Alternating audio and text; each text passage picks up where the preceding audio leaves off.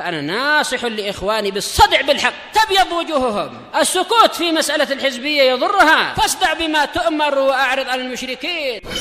سلامي على دماج ورجالها والشيخ يحيى ودار العلم يا سعد بانيها. الحمد لله رب العالمين، والصلاة والسلام على رسوله الأمين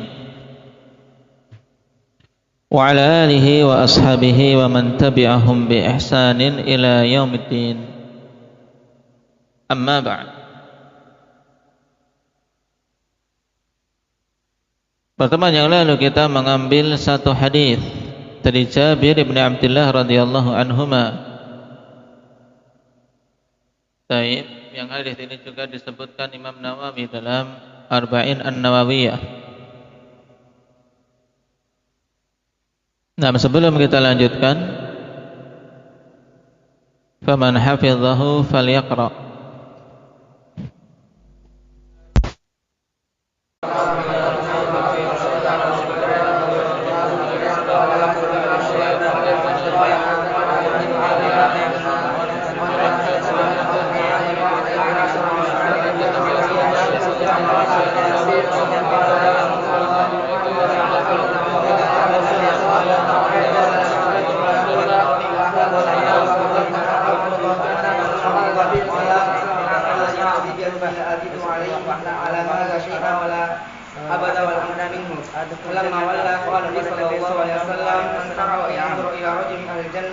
فلينظر إلى هذا رواه البخاري أيضا. قال رحمه الله تعالى حدثنا أبو بكر بن أبي شيبة وأبو كريب واللفظ لأبي كريب قال حدثنا أبو معاوية عن الأعمش عن أبي سفيان عن جابر رضي الله عنه أن النبي صلى الله عليه وسلم نعمان بن قوقل فقال أرأيت يا رسول الله قال يا رسول الله أرأيت إذا صليت المكتوبة وحرمت الحرام وأحللت الحلال أدخل الجنة؟ فقال النبي صلى الله عليه وسلم نعم. طيب. Barakallahu fikum. Pada hadis ini khonifillah, yang termasuk salah satu hadis penting di dalam Islam, karena padanya penegasan hukum Islam secara umum untuk seseorang bisa masuk ke dalam surga, di mana Islam akhwani fillah datang dengan pensyariatan berupa pengharaman dan penghalalan. Nah, kewajiban seorang muslim sebagaimana dalam hadis ini, ia harus tunduk dengan tahrim dan tahlil yang Allah Subhanahu wa taala tetapkan. Maka ketika seorang telah menunaikan yang wajib, kemudian menjauhi yang haram dan menempuh yang halal, maka dia akan masuk ke dalam surga Allah Subhanahu wa taala. Dan mana hadis ini sangat jelas, hadis yang muhkam, dalam artian sangat jelas maknanya. Indaka ya Afif, apa berkata Imam Nawawi dalam Arba'in An-Nawawiyah berkaitan dengan makna wa harramtul haram wa ahlaltul halal. Taib. Nah, itu tafsir yang ringkas dari Imam Nawawi, ikhwan, penting beliau tambahkan dalam Arba'in. Jangan sampai seorang salah dalam mengartikan atau memahami. Maka beliau tegaskan wa harramtul haram ijtanabtuhu. Maksudnya aku haramkan yang haram adalah dengan menjauhinya, bukan hanya sekedar meyakini itu haram. Tidak cukup, ikhwan. Perkara yang haram tidak cukup kita sekedar meyakininya, tapi harus apa? Meyakini itu haram dan menjauhinya. Wa ahlaltul halal fa'altuhu mu'taqidan hillah. Aku melakukannya dalam keadaan aku meyakini itu perkara yang halal, perkara yang boleh. Nah, dan berkaitan dengan yang halal, ikhwan, yang dituntut adalah kita meyakini kehalalannya. Walaupun terkadang seseorang meninggalkannya. Nah, karena meninggalkan perkara yang halal dalam keadaan dia meyakini itu halal, tidak masalah. Nah, contohnya pada beberapa makanan, banyak sekali makanan dari makanan-makanan yang halal, nah, ditinggalkan oleh manusia. Yang penting, ikhwan, jangan sampai dia meninggalkan suatu perkara yang halal karena dia mengharamkan dari dirinya sendiri. Taib.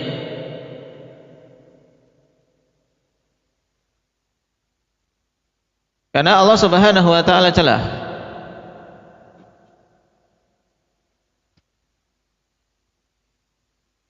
Dan juga umat terdahulu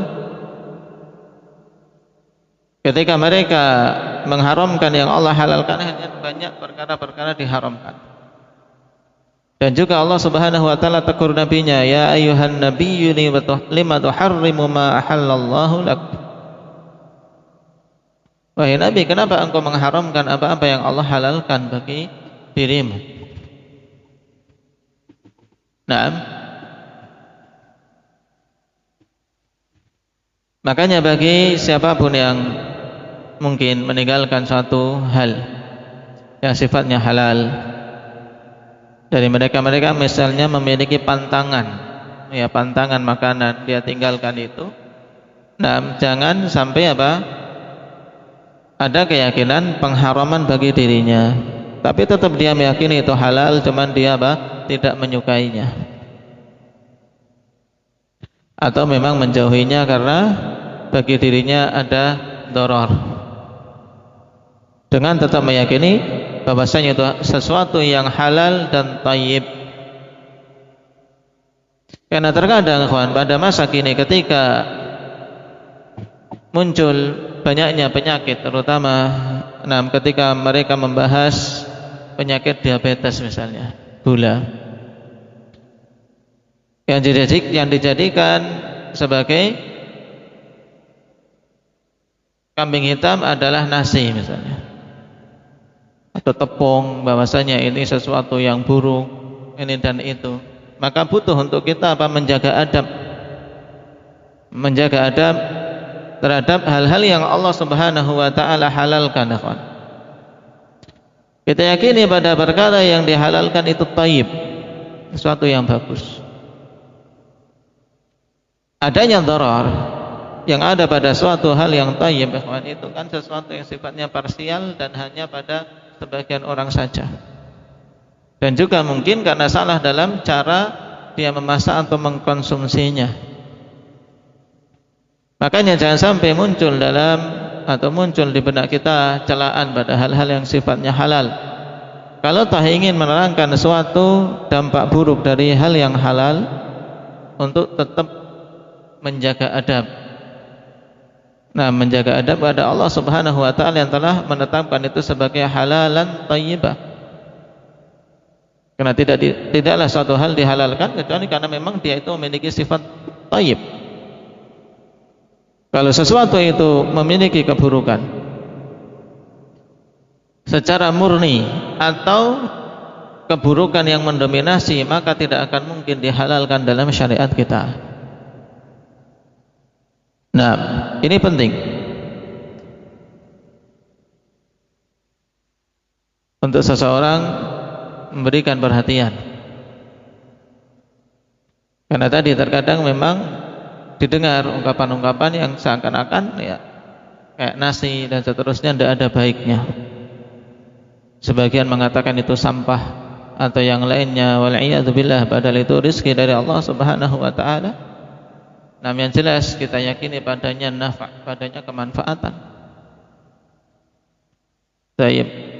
Juga di sisi yang lain, sebelum kita lanjutkan, ada yang perlu kita perhatikan.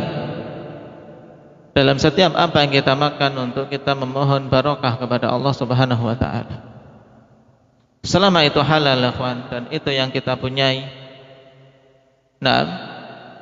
dimakan dan memohon pada Allah Subhanahu wa taala barokah. Karena lezatnya atau enaknya itu kan cuma sebentar di mulut. Setelah itu juga sama, setelah masuk ke perut kita, keluarnya juga akan menjadi sesuatu yang busuk. Tidak ada bedanya. Bahkan terkadang yang bumbunya semakin banyak, semakin lezat, busuknya lebih daripada makanan yang sederhana. Dulu sebagian salaf bahkan tidak terlalu mementingkan sisi rasa. Yang penting dari makanan adalah bagaimana makanan itu masuk ke dalam perutnya untuk bisa tubuhnya tegak. Oleh karena itulah diantara yang disebutkan pada biografi sebagian perawi, ketika dia tersibukkan dengan mencari ilmu hadis,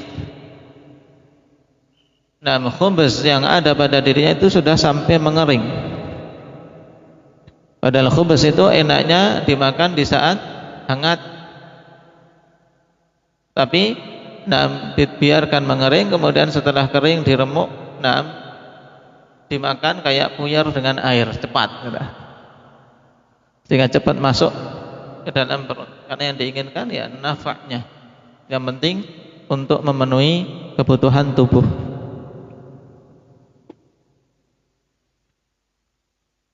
Maka itu yang penting bagi kita, minta kepada Allah Subhanahu wa taala barokah.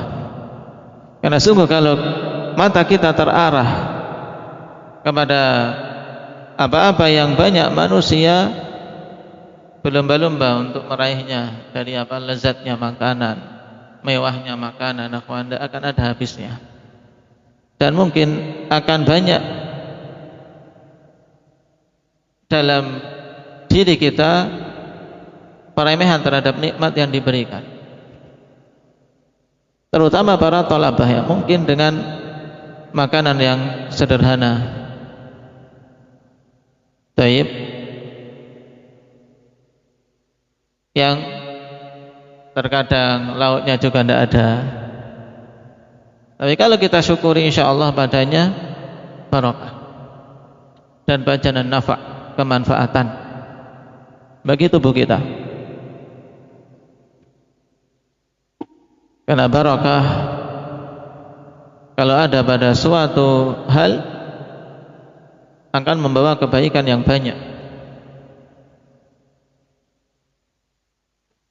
Dan di antara doa Nabi sallallahu alaihi wasallam adalah wa barik lana fima a'tait. Doa ini yang disebutkan dalam hadis hasan cucu Nabi sallallahu alaihi wasallam yang lebih dikenal dengan doa kunut. Walaupun riwayat yang lebih kuat menyatakan bahwasanya doa ini doa yang sifatnya umum, tidak hanya pada kunut, bahkan tambahan fil witr, tambahan yang syadzah. Maka baca dalam waktu-waktu kita berdoa, ikhwan, Allahumma hdini fi man hadait, wa afini fi man afait, wa tawallani fi man tawallait, wa barik li fi ma a'tait. Ini syahidnya. Dan kandungan dari doa tadi sangat luas. Dari satu ini saja, wa barik li fi ma a'tait, berikan keberkahan untukku pada semua perkara-perkara yang kau berikan padaku. Ini mencakup semua hal yang Allah berikan pada kita. Apalah artinya perkara banyak kalau tidak diberkahi? Ilmu, belajar lama, menghafal banyak, tapi kalau tidak diberkahi tidak akan berfaedah. Harta terkumpul banyak, tapi kalau tidak diberkahi tidak akan memberikan kemanfaatan keluarga, anak banyak. Tapi kalau nggak diberkahi ikhwan, hanya akan membuat resah dan gelisah, tidak membuahkan kebaikan. Maka ini penting untuk jangan sampai kita lalai memohon kepada Allah Subhanahu wa taala sebagaimana yang diajarkan oleh Nabi kepada cucu beliau, wa barik li fima a'tait, dan berkailah untukku pada semua hal-hal yang engkau berikan kepadaku, termasuk hidup ini, umur kita, waktu ini, tercakup dalam doa tadi.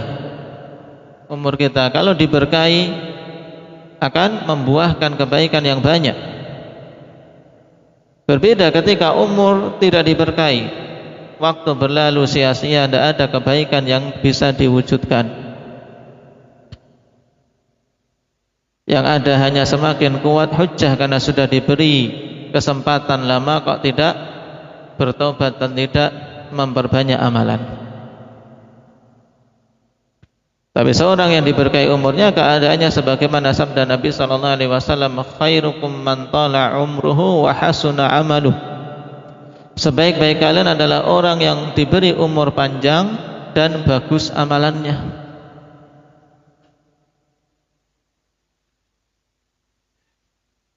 Demikian pula pada sebagian hadis ketika Allah Subhanahu wa taala berikan keberkahan pada umur seseorang dan inginkan kebaikan di akhir kehidupannya, diberi taufik untuk semakin bagus dalam beribadah, sehingga bisa menutup kehidupan dengan sebaik-baiknya. Taib. Sekarang kita lanjutkan berkaitan dengan hadis ini.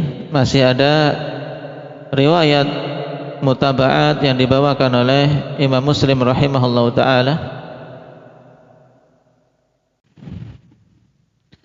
Qala al-Imam Muslim rahimahullahu ta'ala wa haddathani Hajjaj ibn Sya'ir wal Qasim ibn Zakaria,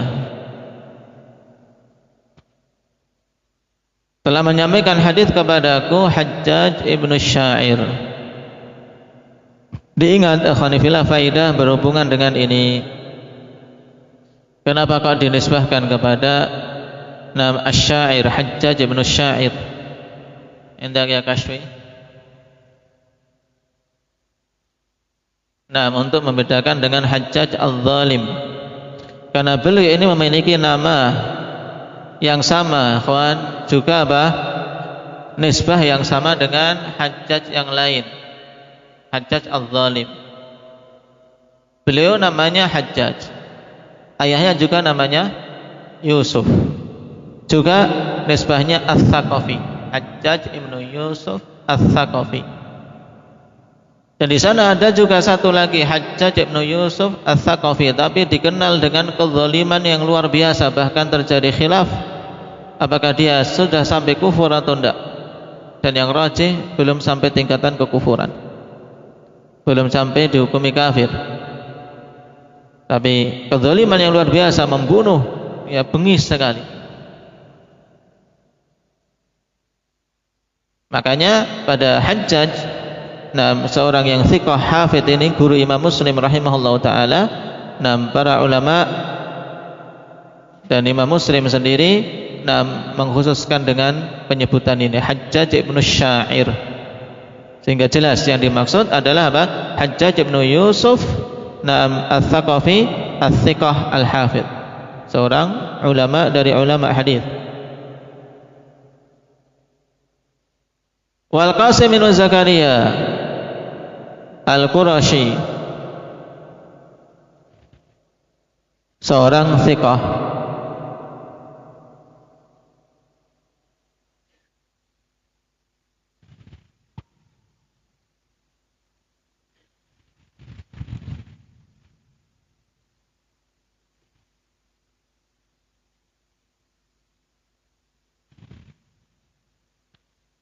Merupakan rijal jamaah, yaitu para aimatul hadis, kecuali Bukhari dan Abu Dawud.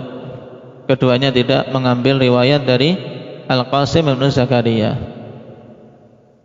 Qala, keduanya mengatakan haddatsana Ubaidullah bin Musa an Syaiban 'anil A'mash. Telah menyampaikan hadits kepada kami Ubaidullah bin Musa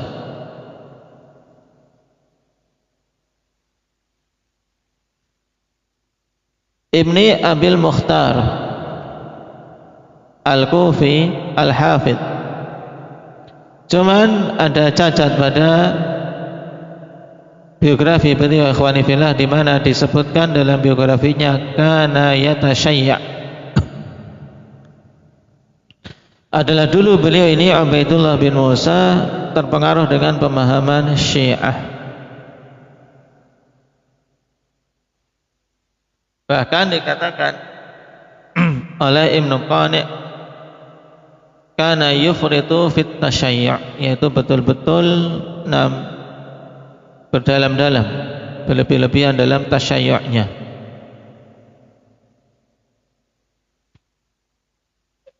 Dan kalau kita perhatikan maksud dari para imam menyebutkan ini ikhwan berkaitan dengan tasyayyu' yang ada pada generasi awal,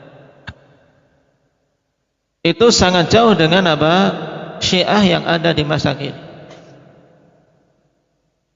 Karena istilah tasyayyu' digunakan itu pada siapa saja yang ada padanya keyakinan bahwasanya Utsman dibandingkan dengan Ali itu lebih utama Ali. Atau dengan kata lain, pengedepanan Ali atas Utsman, pengedepanan Ali atas Utsman, inilah apa inti dari akidah tasyayyu'. Makanya siapa saja yang ada keyakinan itu meyakini bahwasanya Ali lebih utama dari Utsman, dikatakan padanya apa? Padanya pemahaman tasyayyu', pemahaman Syiah. Ini dulu. Adapun Syiah pada zaman sekarang, khawani fillah wal iyadu billah, kerusakan yang sangat jauh. Bahkan mayoritasnya mencapai ar-rafad, ya, mencapai Syiah Rafidhah yang dikufurkan oleh para ulama.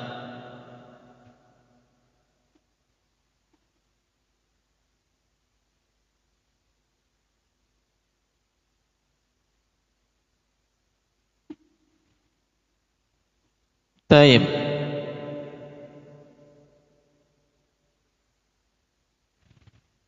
Ini Ubaidullah bin Musa. Adapun dari sisi periwayatan hadis, nah beliau ikhwan dikenal dengan kethiqahan, dan Imam Bukhari pun memiliki riwayat dari jalan beliau sebanyak 27 hadis dalam sahihnya. Ubaidullah bin Musa.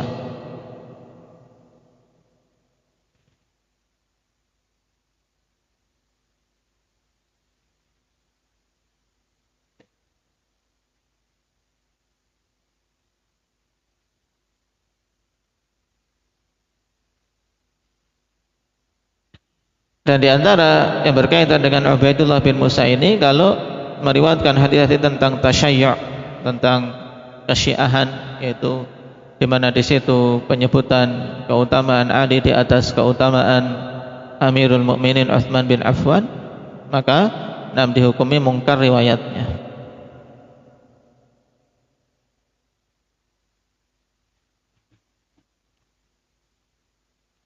An Syaiban 'anil A'mash. Syaiban yang dimaksud adalah Syaiban ibnu Abdurrahman At-Tamimi, maulahum, yaitu maula dari Tamimiyun, dan dikenal dalam ilmu nahwu juga, maka digelar dengan An-Nahwi. Kunyahnya Abu Muawiyah Al-Basri Al-Mu'addib. Dan pada pertemuan yang lalu kita juga melewati Abu Muawiyah yang lain, akhwat, yang lebih masyhur dari ini, yaitu Abu Muawiyah Ad-Dharir. Ya, pada Abu Muawiyah Ad-Dharir ini faedah penting kita ambil pada pertemuan yang lalu, berkaitan dengan athbatun nas fil A'mash. Ya. Siapa nama Abu Muawiyah Ad-Darir? Indak ya Ismail. Nah, Muhammad ibnu Khazim dengan kha. Muhammad ibnu Khazim, Abu Muawiyah Ad-Darir, termasuk orang-orang terkokoh yang meriwayatkan dari A'mash setelah Syu'bah dan Sufyan.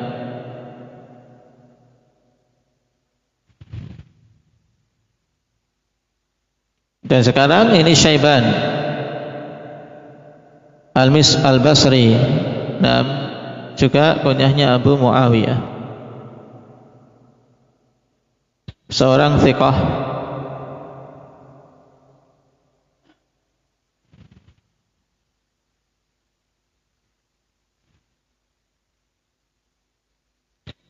Anil A'mash, beliau meriwayatkan dari A'mash. Telah kita lewati pada pertemuan yang lalu, namanya siapa? Al-A'mash ini imam, nah, dikenal juga dengan Syekhul Islam, dikenal dengan qiraah, dikenal juga dengan semangat dalam ibadah. Diriwayatkan dalam biografinya umur 70 tahun akhwan masih tetap bersemangat untuk berebut di masjid, mendapatkan shaf awal, dalam artian bersemangat untuk berlomba-lomba mendatangi jamaah dan mendatangi shaf awal. 70 tahun. Siapa namanya Al-A'mash? Indak Naufal? Sulaiman bin Mihran. Dan pada Al-A'mash ini akhwan juga ada faedah penting berkaitan dengan biografi beliau. Selain keutamanya disebutkan oleh para imam, di antara yang disebutkan oleh muridnya Sufyan bin Uyainah, beliau katakan kanal A'mash aqra'ahum li kitabillah wa ahfadhahum lil hadits wa a'lamahum bil fara'id. Adalah dulu A'mash orang yang paling mahir berkaitan dengan Al-Quran. Aqra selain kuatnya hafalan, juga mencakup ikhwan fikih, pemahaman. Walaupun pada pertama kali yang masuk dalam definisi Aqra adalah fil hifdz. Kemudian yang paling kuat hafalannya tentang hadis dan paling berilmu tentang hukum-hukum warisan.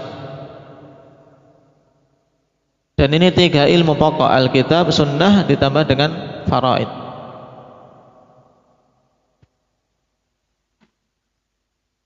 Dan untuk mencapai tingkatan ini ya kawan, ternyata di balik itu ada seorang sosok yang memiliki keteguhan dan jiwa besar.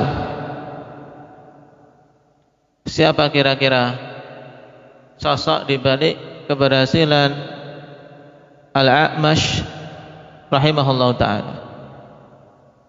Tidak lain adalah sang ibu, kawan. Maka ini juga butuh untuk dijadikan teladan bagi para ummahat, agar betul-betul mengupayakan kebaikan bagi putra-putranya maupun putri-putrinya, dan memiliki cita-cita yang besar. Kita menginginkan anak kita punya semangat, maka kita pun harus awali dari diri kita, mengarahkan anak ini untuk menjadi orang besar, orang yang memiliki jiwa yang besar, diarahkan tujuannya pada perkara-perkara yang mulia. Dan yang demikian itu tentunya butuh persiapan sejak dini, dari mengupayakan mental yang bagus, himmah yang bagus, terutama dari sifat dan adab. Dikatakan oleh Sufyan At-Tammar rahimahullahu taala, atatni Ummul A'mash bihi fa aslamathu ilayya wa huwa ghulam. Sufyan At-Tammar mengatakan, datang kepadaku ibunya A'mash dengan membawa A'mash kecil. Kemudian beliau serahkan kepadaku A'mash tersebut dalam keadaan dia saat itu masih anak belia. Di sini juga adab. Seorang ingin putranya diajari akhwani fillah. Nah, orang tuanya memasrahkannya, meminta kepada Sufyan At-Tammar untuk apa? Diajari putranya tersebut. Sehingga ada ilaqah, ada hubungan antara apa?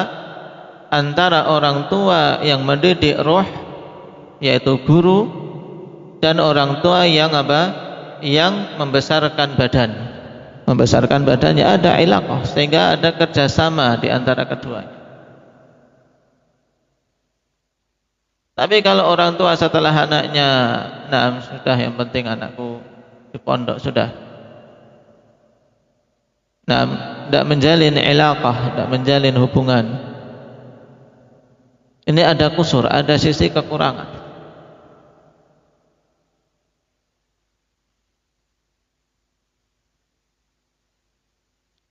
Di sini Ummul A'mash yang juga zahirnya akhwani fillah saat itu beliau dalam keadaan apa? Tidak ada bapak. Sebagaimana kisah hampir sama juga dengan Sufyan Ats-Tsauri, akhwan. Dibesarkan oleh ibu. Nah, dalam keadaan dia yatim. Ibunya pun sampai bekerja dengan apa? Menenun untuk apa? Mencukupi biaya pendidikan sang anak. Ibunya menenun. Kamu belajar, aku cukupi kebutuhanmu dengan apa? Aku menenun. Dan hasilnya subhanallah, dari kerja keras seorang ibu dan doanya. Nah, di sini Ummul A'mash datang kepada Sufyan At-Tammar, kemudian menyerahkan A'mash yang masih kecil untuk diajari. Fadzakartu dzalika lil A'mash, kemudian aku sebutkan kisah itu dulu ketika dia datang di saat kecil kepada A'mash yang sudah diajari dan menghasilkan ilmu. Faqala wailu ummih ma akbarah, ungkapan yaitu betapa besar jiwa beliau melepas sang putra dalam kondisi masih kecil. Untuk apa? Untuk belajar dari seorang alim di zamannya.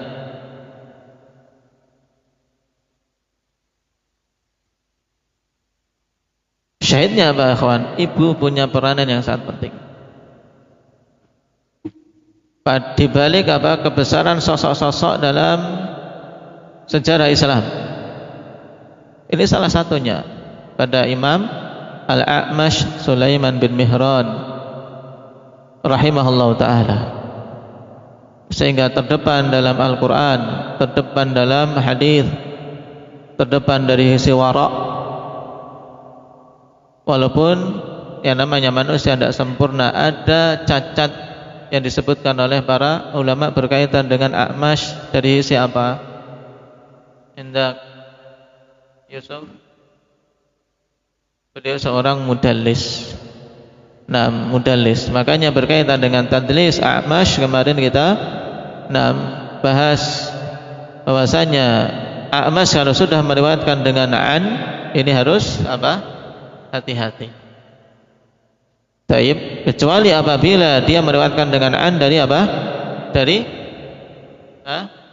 orang-orang khusus, guru-guru yang beliau banyak mengambil darinya.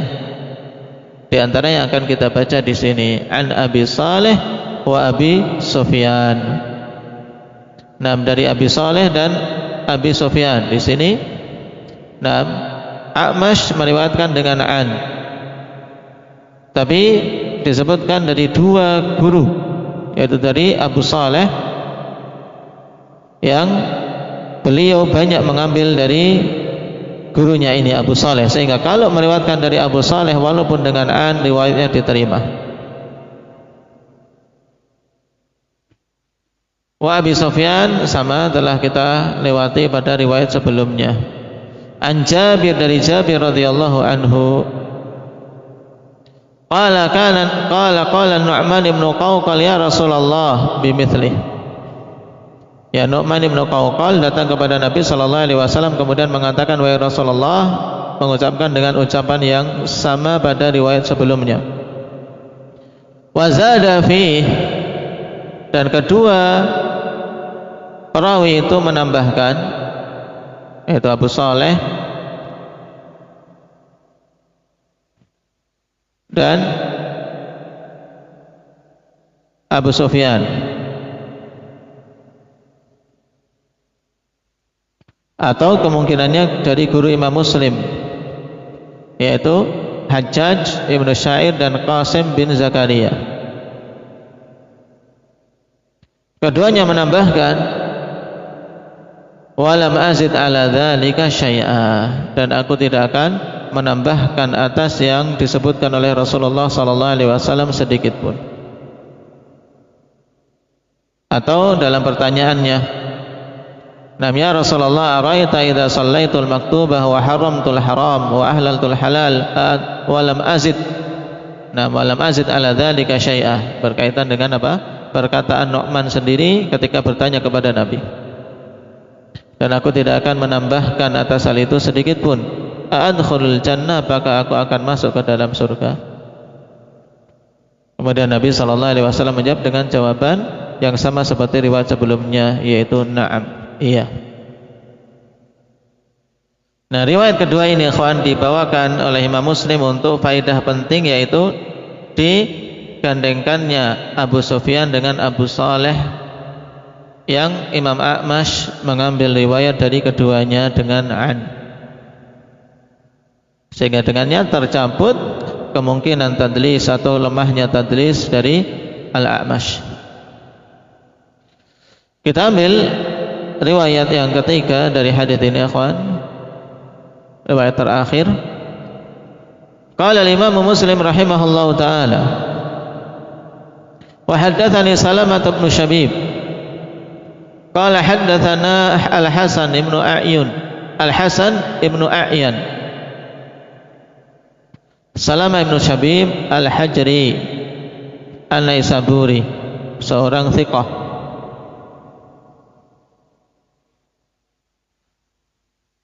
Adapun Al-Hasan ibnu A'yan, A'yan akhwani fillah dengan fathah hamzah dan ain, A'yan. Dan mana al-a'yan man fi ainaihi sa'ah, ya, digelari dengan al-a'yan atau laqab, yaitu orang yang pada kedua matanya lebar, yaitu orang yang bermata lebar. Adapun nama aslinya Al-Hasan ibnu Muhammad ibni A'yan Al-Harrani, dinisbahkan kepada kakeknya A'yan ini, seorang yang tingkatannya saduq. Makanya dibawakan oleh Imam Muslim pada deretan mutaba'at, karena di bawah tingkatan thiqah.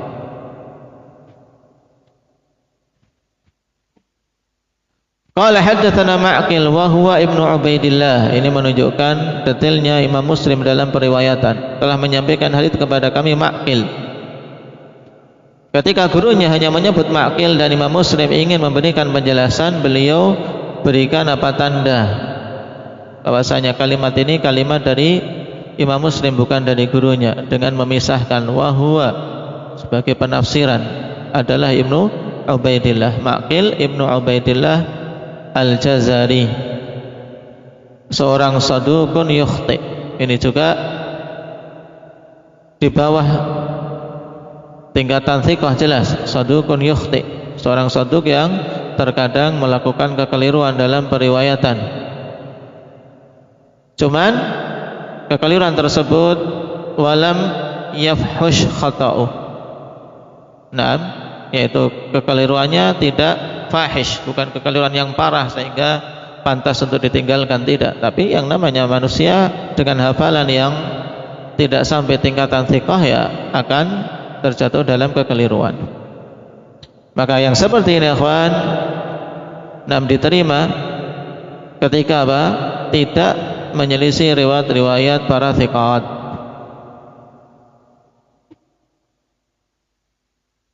An Abi Zubair an Jabir, dari Abi Zubair dari Jabir. Di sini ada Abu Zubair yang muncul pertama kali dalam Sahih Muslim ikhwan, dan beliau masyhur dalam pembahasan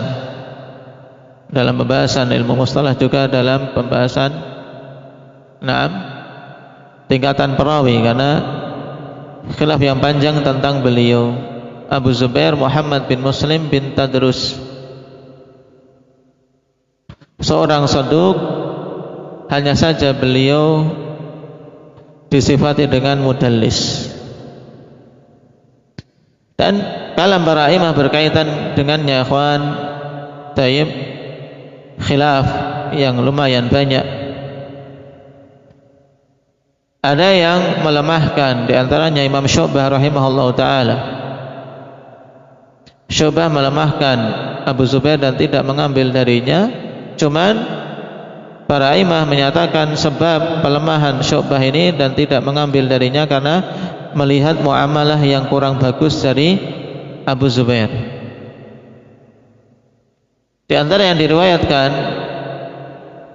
ketika ditanya, Syu'bah mengatakan, malaka tarakta hadits Abi Zubair, kenapa engkau meninggalkan hadits Abi Zubair? Qala ra'aituhu yazinu wa yastarjihu fil mizan. Aku melihat dia itu menimbang dan yastarjih fil mizan, meminta untuk apa? Diberatkan dalam timbangan. Artian minta apa? Diangetin, ya, diangetilah ketika menimbang. Taib, maksud yaitu minta salah satu sisi apa? Dilebihkan, diperberat. Dan ini di sisi Syu'bah tidak masuk dalam kategori beliau untuk diambil hadisnya.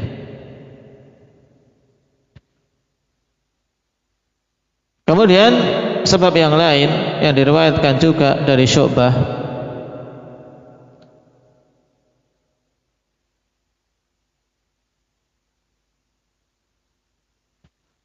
qala lam yakun fid dunya ahabbu ilayya min rajulin yaqdamu fa as'aluhu an Abi Zubair.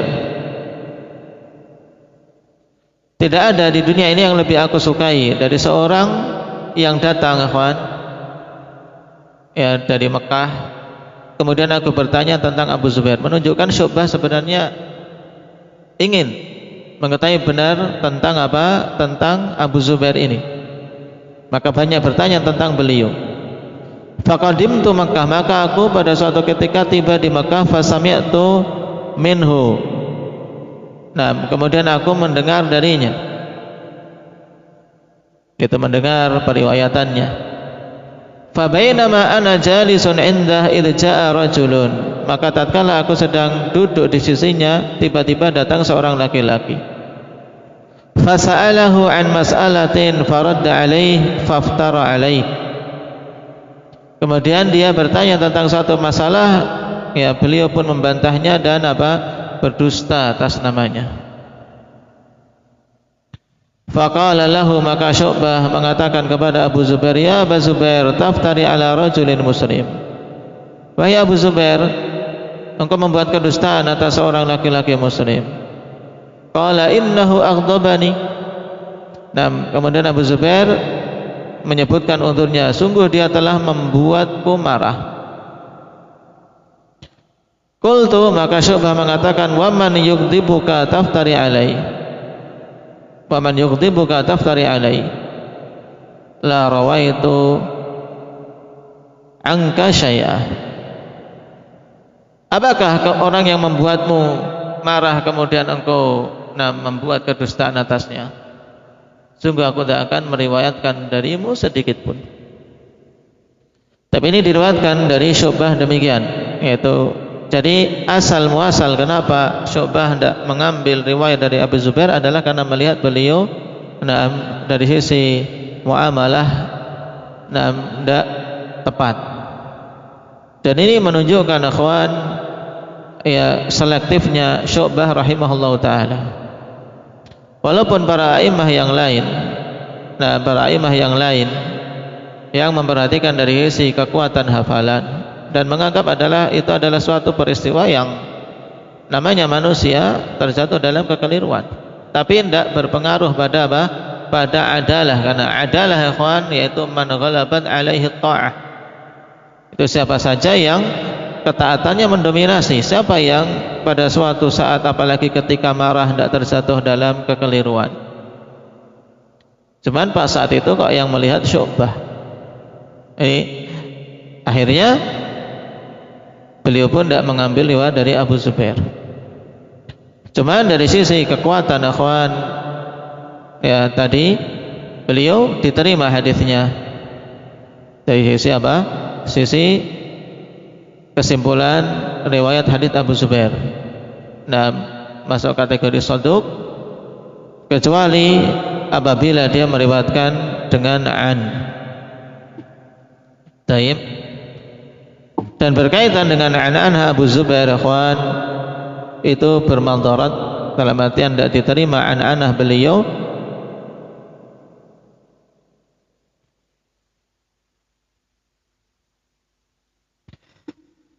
dari riwayat beliau terhadap an-anah beliau ketika meriwayatkan dari Jabir, kecuali akhwan apabila itu dari riwayat Laits ibnu Sa'ad. Kalau Abu Zubair ya meriwayatkan dari Jabir dengan an-anah, ini diingat tidak diterima riwayatnya kecuali apabila dari riwayat Laits bin Sa'ad. Karena sungguhnya kalau an-anah Abu Zubair dari Jabir kok jalurnya dari Laits bin Sa'ad, maka itu termasuk dari riwayat yang memang betul-betul didengar oleh Abu Zubair. Nah, berkaitan dengan riwayat kita dalam Sahih Muslim ini akhwan, kalau kita perhatikan yaitu apa? An Maqil an Abi Zubair an Jabir. Ya, Maqil mengambil dari Abu Zubair, kemudian dari Jabir. Tidak ada Laits bin Sa'ad di situ. Nah, kenapa kok Imam Muslim mengeluarkan dalam sahihnya? Maka jawabannya bahwasanya riwayat ini tidak bersendirian. Abu Zubair dalam riwayat ini tidak bersendirian, tapi dikuatkan oleh sederetan para mutabi', yaitu Abu Saleh dan Abu Sufyan pada riwayat sebelumnya, sehingga tidak bermadarat adanya an-anah Abu Zubair terhadap keabsahan hadis. Ini dari sisi periwayatan akhwan. Berarti untuk riwayat yang ketiga tidak bermadarat adanya an-anah Abu Zubair walaupun dia mudallis. Kenapa? Karena telah dikuatkan oleh perawi dalam riwayat sebelumnya, yaitu Abu Saleh dan Abu siapa? Abu Sufyan. Ana rajulan sa'ala Rasulullah sallallahu alaihi wasallam faqala ara'aita idza shallaitu salawatil maktubat wa sumtu ramadan wa ahlaltul halal wa haramtul haram wa lam azid ala dhalika syai'a adkhulul jannah? Qala na'am. Qala wallahi la azidu ala dhalika syai'a. Na'am. Lafaz hampir sama. Datang seorang laki-laki yang namanya adalah Nu'man bin Qawqal pada riwayat sebelumnya. Na'am, kabarkan kepada aku. Ara'aita akhwan bimakna akhbirni, a'limni. Kabarkan kepadaku atau ajari aku. Apabila aku melakukan salat 5 waktu yang diwajibkan dan melakukan puasa Ramadan serta menghalalkan yang halal, yaitu meyakini perkara halal itu halal, dan aku meninggalkan perkara yang haram dengan keyakinan keharamannya, serta aku tidak menambahkan dari hal itu sedikit pun, apakah aku akan masuk ke dalam surga? Maka Nabi mengatakan iya. Kemudian orang tersebut mengatakan, demi Allah aku tidak akan menambah atas dan demikian itu sedikit pun. Taib, barakallahu fikum. Ini berkaitan dengan hadis Jabir dan kita selesai dari 3 riwayat yang dibawakan oleh Imam Muslim rahimahullahu taala. Adapun faedah sangat jelas ikhwan, bahwasanya seorang yang betul-betul konsisten dalam melaksanakan kewajiban, meninggalkan yang haram, kemudian senantiasa menjaga agar ada pada perkara yang halal, maka dia dijanjikan dengan surga. Nasallallahu taufiq wassadad. Naktafi bihadza, subhanakallahumma bihamdik, asyhadu an la ilaha illa anta, astaghfiruka wa atubu.